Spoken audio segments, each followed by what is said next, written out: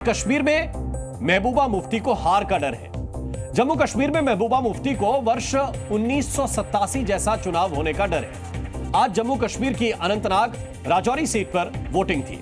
Voting में एक समय ऐसा आया जब इसको लेकर महबूबा मुफ्ती बहुत ही नाराज हो गई। वो अपने कार्यकर्ताओं की गिरफ्तारी को लेकर धरने पर बैठ गई। उन्होंने आरोप लगाया कि उनके कार्यकर्ताओं को वोटिंग से पहले गिरफ्तार कर लिया गया। मगर मेरे वर्करों को क्यों तंग कर रहे हैं? मुझे बोलते हैं एलजी साहब हमको डर लगता है आपसे, आप इलेक्शन मत लड़िए, तो कम से कम ये हंगामा तो नहीं होता। 87 का इलेक्शन है, 87 कब से बंद है? कब ये कल रात से ही शुरू हो गया उनको बंद करना। और मैंने चीफ इलेक्शन कमीशन को लेटर लिखा, यहाँ जो आपका चीफ इलेक्शन ऑफिसर है उसको बोला, सबको बोला, मगर कोई एक्शन ही नहीं हो रहा। ये तो 87 रिपीट करना चाहते हैं। मुझे तो समझ ही नहीं आती है।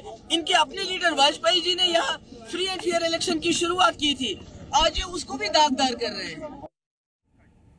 महबूबा मुफ्ती ने दावा किया कि आज कई इलाकों में उनके कार्यकर्ताओं को बूथ पर नहीं जाने दिया गया। उन्होंने आज की वोटिंग की तुलना वर्ष 1987 के विधानसभा चुनाव से की। आप में से बहुत से लोग इस चुनाव के बारे में नहीं जानते होंगे। वर्ष 1987 में जम्मू कश्मीर विधानसभा चुनाव में धांधली के आरोप लगाए गए थे। इस चुनाव का परिणाम घोषित करने में एक हफ्ते की देरी की गई थी और यही नहीं, दावा यह भी किया गया था कि बैलेट पेपर्स को ही बदल दिया गया। दरअसल वर्ष 1987 के विधानसभा चुनावों में कांग्रेस और नेशनल कॉन्फ्रेंस के गठबंधन ने जीत हासिल की थी।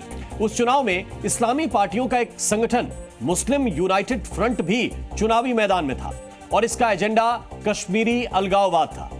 MUF का एक उम्मीदवार था सैयद मोहम्मद यूसुफ शाह। इसे आप सैयद सलाहुद्दीन के नाम से भी जानते हैं।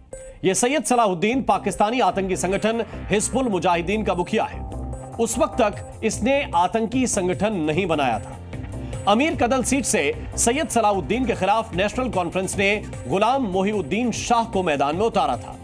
मतगणना के दिन सलाहुद्दीन मोहिउद्दीन शाह से आगे चल रहा था, लेकिन आखिर में अंत में मोहिउद्दीन को विजयी घोषित कर दिया गया। इस फैसले के बाद कश्मीर में हंगामा खड़ा हो गया। घाटी में कई दिनों तक कर्फ्यू लगा रहा और दावा यह किया गया कि सलाहुद्दीन विजयी था, लेकिन मतदान और मतगणना दोनों में ही धांधली हुई। आज महबूबा मुफ्ती ने भी इस चुनाव का उदाहरण देकर धांधली का आरोप लगाया।